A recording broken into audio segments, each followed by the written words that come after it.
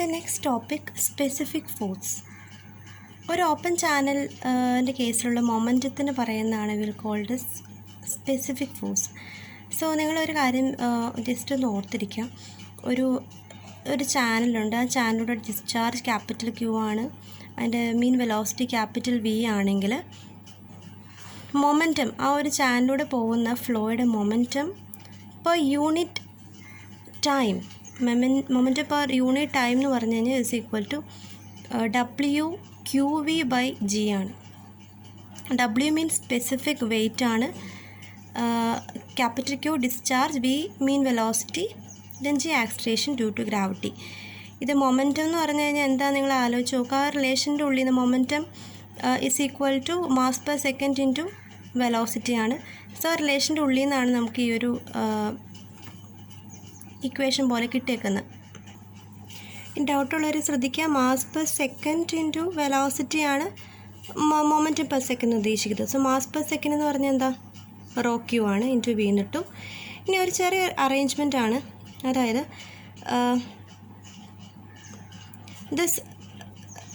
റോയിൻ്റെ പ്ലേസിൽ നമുക്കറിയാം rho is equal to W is equal to ρG ആണെങ്കിൽ റോ എന്ന് പറഞ്ഞാൽ എന്താ, W/G അല്ലേ.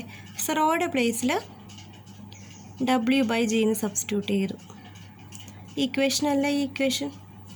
ഓക്കെ, സോ ഈ റിലേഷൻ്റെ ഉള്ളിൽ നിന്നാണ് നമ്മളിത് എഴുതിയേക്കുന്നുള്ള കാര്യം ഓർത്തിരിക്കുക. നമുക്ക് ഇതിലേക്ക് ആവശ്യമുള്ളൊരു റിലേഷനാണ്. So according to Newton's second law of motion, rate of change of momentum in the body of water flowing in the channel is equal to, അത് എന്തിനോട് ഈക്വൽ ആണ്, momentum per second is equal to resultant of all the forces that are acting on the body. ആ ഒരു ബോഡിയുടെ ഉള്ളിൽ act ചെയ്യുന്ന resultant ഫോഴ്സിനോട് equal ആണ് rate of change of momentum. So അതിനോട് നമ്മൾ ആദ്യം ചെയ്യാൻ പോകുന്നത്, നമുക്ക് എങ്ങനെയെങ്കിലും ഈ ഒരു പ്രിൻസിപ്പിൾ യൂസ് ചെയ്തിട്ട് ഒരു എക്സ്പ്രഷൻ നമുക്ക് ഡിറൈവ് ചെയ്യാനുണ്ട്. സ്പെസിഫിക് ഫോഴ്സിൻ്റെ എക്സ്പ്രഷൻ ഡിറൈവ് ചെയ്യണം. സോ അതിനോട് നിങ്ങൾ ചെയ്തേക്കുന്ന കാര്യം ഇത്രയേ ഉള്ളൂ. ഇങ്ങനെ ഒരു ഫിഗർ മാർക്ക് ചെയ്തു, ഇതിൻ്റെ സ്ലോപ്പ് I എന്ന് മാർക്ക് ചെയ്തു, രണ്ട് സൈഡിലും ഹൈഡ്രോസ്റ്റാറ്റിക് പ്രഷർ ഫോഴ്സ് ആക്ട് ചെയ്യുന്നുണ്ട്. സോ പ്രഷർ ഫോഴ്സ് മാർക്ക് ചെയ്തു.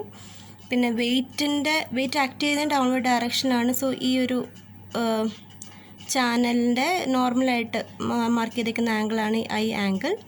സോ ഈ കമ്പൗണ്ട് W cos I ആണ്. ഇത് എന്തായിരിക്കും, ഫ്ലോ ഡയറക്ഷനുള്ള W sin I ആണ്.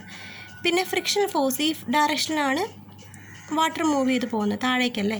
സോ ഓപ്പോസിറ്റ് ഡയറക്ഷനിൽ ഫ്രിക്ഷണൽ ഫോഴ്സ് ആക്ട് ചെയ്യുന്നുണ്ട്. So rate of change of momentum per second എന്ന് പറയുമ്പോൾ നമ്മൾ മൊമെൻറ്റമിൻ്റെ ഇക്വേഷൻ ഇതല്ലേ. സോ രണ്ട് സെക്ഷനിലെ മൊമെൻറ്റത്തിൻ്റെ ഡിഫറൻസ് എന്താണെന്ന് ജസ്റ്റ് നോട്ട് ചെയ്ത് വെച്ചാൽ മതി. അതാണ് rate of change of momentum. അപ്പോൾ എന്ത് ചെയ്തു, ഇക്വേഷനുള്ളിൽ വിയുടെ പ്ലേസിൽ V2, ഫസ്റ്റ് സെക്ഷൻ്റെ കേസിലുള്ള മൊമെൻറ്റം പെർ സെക്കൻഡ് കിട്ടാൻ വേണ്ടി വിയുടെ പ്ലേസിൽ V1 സബ്സ്റ്റിറ്റ്യൂട്ട് ചെയ്യുക. ഓക്കെ, ഇത് rate of change of momentum per second ആണ്. Is equal to resultant force acting in the ഡയറക്ഷനാണ് ഓഫ് ഫ്ലോ ആണ്.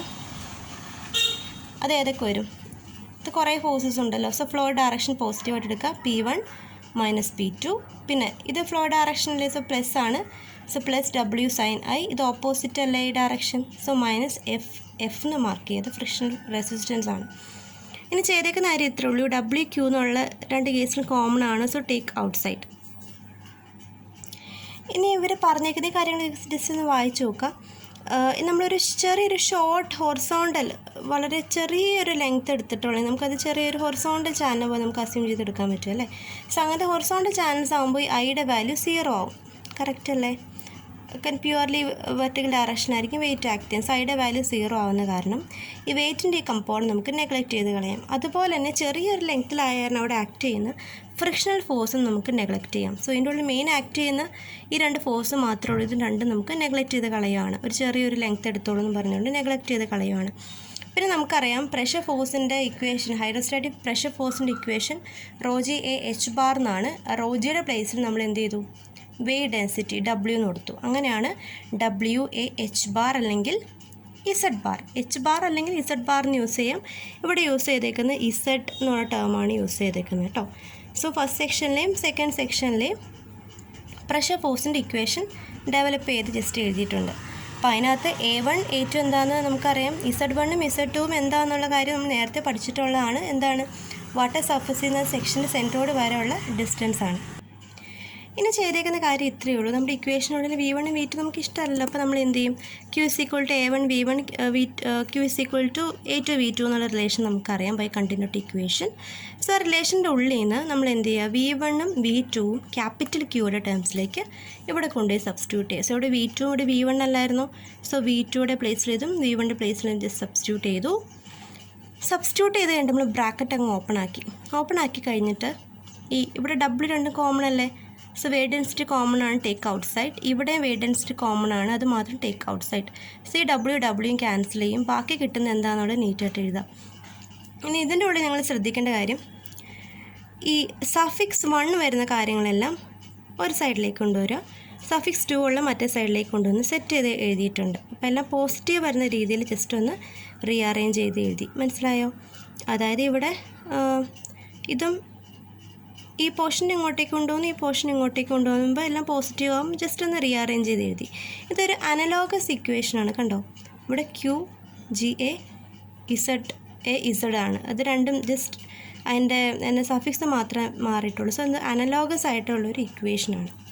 അപ്പോൾ ഒരു ചാനൽ സെക്ഷൻ്റെ കേസിൽ അതൊരു ജനറൽ ഫംഗ്ഷനായിട്ട് നമുക്ക് എഴുതാൻ പറ്റും. സോ ആ ഫംഗ്ഷനാണ് F = Q² + AZ bar. ഈ ഫംഗ്ഷൻ, അതായത് ഈ ഫംഗ്ഷൻ 2 ടേംസ് ഉണ്ടല്ലോ. ഈ 2 ടേംസിൻ്റെ സമ്മിനാണ് will called as specific force. So എഫിൻ്റെ ഇക്വേഷൻ ഇതാണ്, സ്പെസിഫിക് ഫോഴ്സിൻ്റെ ഇക്വേഷൻ എന്ന് ഓർത്തിരിക്കുക. സോ ഇത് ഫസ്റ്റ് ടേമുണ്ട്, സെക്കൻഡ് ടേമുണ്ട്. ഫസ്റ്റ് ടേമും സെക്കൻഡ് ടേം എന്താണ് ജസ്റ്റ് ഒന്ന് ഓർത്തിരിക്കുക. ഫസ്റ്റ് ടേം എന്ന് പറഞ്ഞു കഴിഞ്ഞാൽ is a momentum of flow passing through the channel per unit time per unit weight of water. Per unit weight of water ആണ്. ദെൻ AZ bar എന്ന് പറഞ്ഞു കഴിഞ്ഞാൽ അത് force per unit weight of water ആണ്. So 2 terms എന്താണെന്നുള്ള കാര്യം just ഒന്ന് not ചെയ്യുക. അപ്പോൾ ഇത് രണ്ടും ഫോഴ്സ് പെർ യൂണിറ്റ് വെയ്റ്റ് ആയതുകൊണ്ട് നമുക്ക് ഈ 2 കാര്യത്തിലും സമ്മേ നമ്മൾ വിളിക്കുന്നതാണ് specific force. Force per unit weight ആണ് രണ്ടും വരുന്നത്. കണ്ടോ, momentum per unit weight of വാട്ടറും പിന്നെ force per unit weight of വാട്ടറാണ്. ഈ രണ്ടും കൂടി ആഡ് ചെയ്ത് കിട്ടുന്ന ആ ഒരു ടേം, ഈ ഫംഗ്ഷൻ പറയുന്നതാണ് സ്പെസിഫിക് ഫോഴ്സ്. സോ ഈ ഇക്വേഷനുള്ളിൽ ഒരു കാര്യം ശ്രദ്ധിക്കുക, ക്യാപിറ്റൽ Q കോൺസ്റ്റൻ്റ് ആണ്. പിന്നെ ഇവിടെ Aയും Z ഒക്കെ ഡിപ്പെൻഡ് ചെയ്തേക്കുന്നത് ഡെപ്തിനെ ഡിപ്പെൻഡ് ചെയ്തിട്ടാണ്.